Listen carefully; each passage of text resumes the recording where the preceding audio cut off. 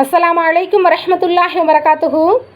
அன்புள்ளம் கொண்ட அல்லாஹ்வின் நல்லடியார்களே, இன்றைக்கான சிறப்பிற்குரிய பதிவில் நம்ம பார்க்க இருக்கிறது 7 பெரும் பாவங்களை பற்றி தான்.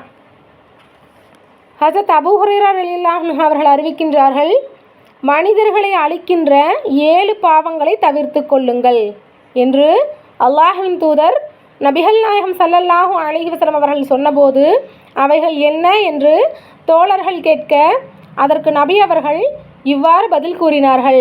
அவை இணை வைத்தல், சூனியம் செய்தல், முறையின்றி அல்லாஹ் தடை செய்த உயிரை கொலை செய்தல், அனாதைகளின் பொருளை சாப்பிடுதல், போர் நடக்கின்ற நாளில் புறமுதுகு காட்டி ஓடுதல், விவரம் இல்லாத இறை நம்பிக்கையுள்ள பத்தினி பெண்கள் மீது அவதூறு பரப்புதல் என்று கூறினார்கள். சில பாவங்களை நம்ம செஞ்சோம் அப்படின்னா அந்த பாவம் செஞ்சவங்களுக்கு இந்த உலகிலையும் தண்டனை கிடைக்கும், மறுமையிலையும் நரகம் கிடைக்கும், நரகத்தில் அவங்களுக்கு வேதனை கிடைக்கும். இப்படிப்பட்ட பாவத்துக்கு அழிவை தேடித்தரும் பாவம் அப்படின்னு சொல்லி நபி அவங்க பேர் வச்சிருக்கிறாங்க. அவைகளை தடுத்து கொள்ள வேண்டும் அப்படின்னு சொல்லி எச்சரிக்கை செஞ்சுருக்கிறாங்க.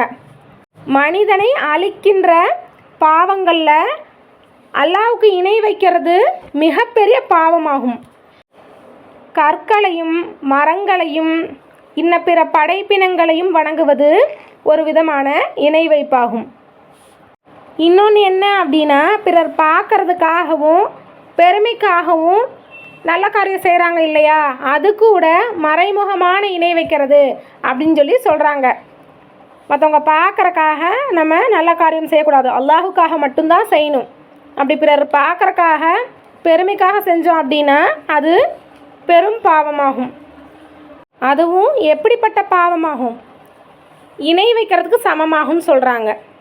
மற்றவங்களுக்காக அமல் செய்யக்கூடாது. அப்படி அமல் செஞ்சோம் அப்படின்னா அது அல்லாஹு தாலாவுக்கு இணை வைப்பாகும் அப்படின்னு சொல்லி சொல்கிறாங்க. ரெண்டாவது, செய்வினை. இப்போது செய்வினைன்னு எடுத்துக்கிட்டோம் அப்படின்னா இது மனிதர்களை அழிக்கின்ற பெரும் பாவமாகும்.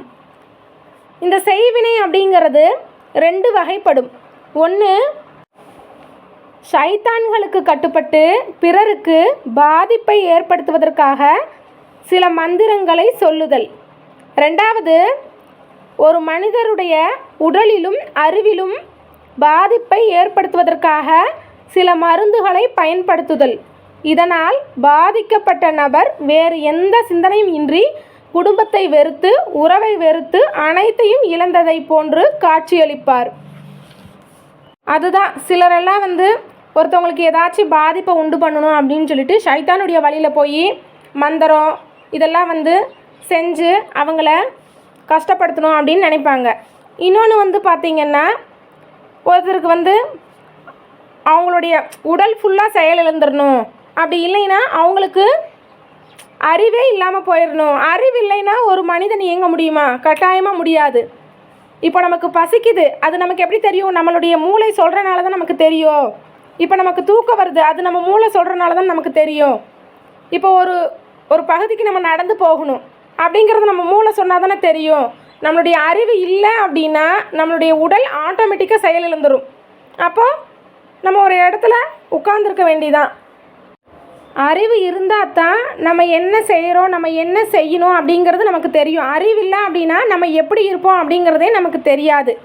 இந்த மாதிரிலாம் மற்றவங்கள கஷ்டப்படுத்தணும் அப்படிங்கிறக்காக ஊசி மருந்து மூலம் பிறருடைய உடலையும் செயலிழக்க வச்சுருவாங்க, அறிவையும் செயலிழக்க வச்சுருவாங்க. அப்போ அந்த நபர் தன்னை மறந்து, அப்படி இல்லைன்னா குடும்பத்தை வெறுத்து, உறவை வெறுத்து, ஒரு சிலர் தன்னையே மறந்து காட்சியளிப்பாங்க. அல்லாஹ் பாதுகாப்பானாக. மூன்றாவது, ஒரு உயிரை கொலை செய்தல். எந்த ஒரு உயிரையுமே கொலை செய்கிறதுக்கு அல்லாஹ் தாலா நமக்கு அனுமதி கொடுக்கவே இல்லை. எந்த ஒரு உயிரையும் நம்ம கொலை செய்கிறதுங்கிறது ரொம்ப பாவம், அந்த மாதிரி செய்யக்கூடாது. இறைவன் கொடுத்த ஒரு உயிரை கொலை செய்கிறதுக்கு நமக்கு எந்த விதமான அனுமதியும் கிடையவே கிடையாது. அடுத்து, அனாதைகளின் பொருளை சாப்பிடுதல்.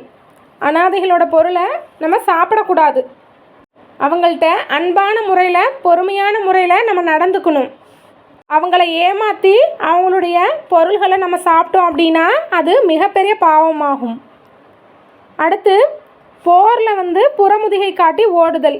இப்போ அல்லாஹு தாலாவுக்காக நம்ம போயிருக்கோம். அப்படி இருக்கும்போது என்ன நடந்தாலும் அல்லாஹு தாலாவிற்காக அந்த போரை நம்ம எதிர்த்து தான் ஆகணும். அப்படி இல்லாமல் இல்லை நான் போகிறேன் அப்படின்னு சொல்லிட்டு போரில் புறமுதுகை காட்டி வரக்கூடாது. அடுத்து விவரம் இல்லாத இறை நம்பிக்கையுள்ள பத்தினி பெண்கள் மீது அவதூறு பரப்புதல்.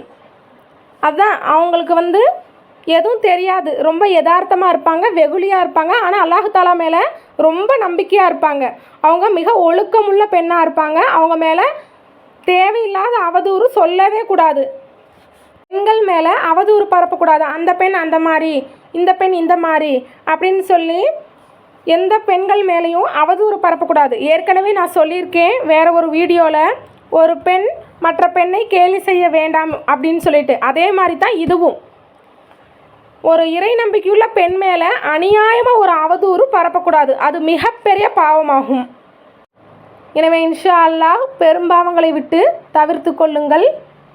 ஒரு சிறிய பாவம் செய்தாலும் கூட அல்லாஹ்வை அஞ்சி பயந்து அவனிடம் மன்னிப்பு கேளுங்கள். அல்லாஹு தாலா நம்மளை மன்னிக்கல அப்படின்னா ஒன்றுமே பண்ண முடியாது. நம்ம இஷ்டத்துக்கு எல்லா பாவத்தையும் செஞ்சுட்டு நான் ஒன்றுமே செய்யலை அப்படிங்கிற மாதிரி நடந்துக்கக்கூடாது. நம்ம இறைவன்கிட்ட, நம்மை படைத்த இறைவன்கிட்ட கட்டாயமாக மன்னிப்பு கேட்கணும். அல்லாஹு தாலா சக்ராத் நேரம் வரும் வரை நம்முடைய தௌபாவுடைய வாயிலை திறந்து வைத்திருக்கிறான். அதனால் எப்போனாலும் அல்லாஹ்கிட்ட மன்னிப்பு கேளுங்க. அல்லாஹு தாலா கண்டிப்பாக நம்முடைய பாவத்தை மன்னிப்பான். அல்லாஹு தாலா நீங்கள் கேளுங்க நான் மன்னிக்கிறேன் அப்படின்னு சொல்லி தான் சொல்கிறான். யாரையும் நான் மன்னிக்க மாட்டேன் அப்படின்னு சொல்லி சொல்லலை. ஆனால் மன்னிப்பு கேட்டதுக்கப்புறம் அதே பாவத்தை திரும்பி செய்யாதீங்க. அதே மாதிரி ஒரு விஷயத்துக்காக தௌபா செய்யணும், மன்னிப்பு கேட்கணும் அப்படின்னு நினச்சிங்கன்னா அதை உடனே செஞ்சுருங்க. ஏன்னா மவுத் அப்படிங்கிறது எப்போ, எங்கே, எந்த நேரத்தில், யாருக்கு, எந்த வயசில் வரும் அப்படின்னு சொல்ல முடியாது. அதனால் எதையாச்சும் பாவம் செஞ்சுட்டோம் நம்ம மன்னிப்பு கேட்கணும் அப்படின்னு நினச்சிங்கன்னா உடனே அல்லாஹ்கிட்ட போய் அந்த நிமிடமே மன்னிப்பு கேட்டுருங்க. அந்த பாவத்தை திரும்ப செய்யாதீங்க. எனவே இன்ஷா அல்லாஹ் பாவத்தை விட்டு விலகி இருக்கக்கூடிய பாக்கியத்தையும் நன்மை செய்யக்கூடிய பாக்கியத்தையும் அல்லாஹு தாலா நம்ம அனைவருக்கும் வழங்குவானாக. ஆமீன். இந்த பதிவு உங்களுக்கு பிடித்திருந்தால் இந்த சேனலை லைக் பண்ணுங்கள், ஷேர் பண்ணுங்கள், கமெண்ட் பண்ணுங்கள், சப்ஸ்கிரைப் செய்யுங்க. இந்த வீடியோவின் கருத்துக்களை உங்கள் கமெண்டில் பதிவிடுங்கள். அல்லாஹ் போதுமானவன். அஸ்ஸலாமு அலைக்கும் வரஹ்மத்துல்லாஹி வபரகாத்துஹு.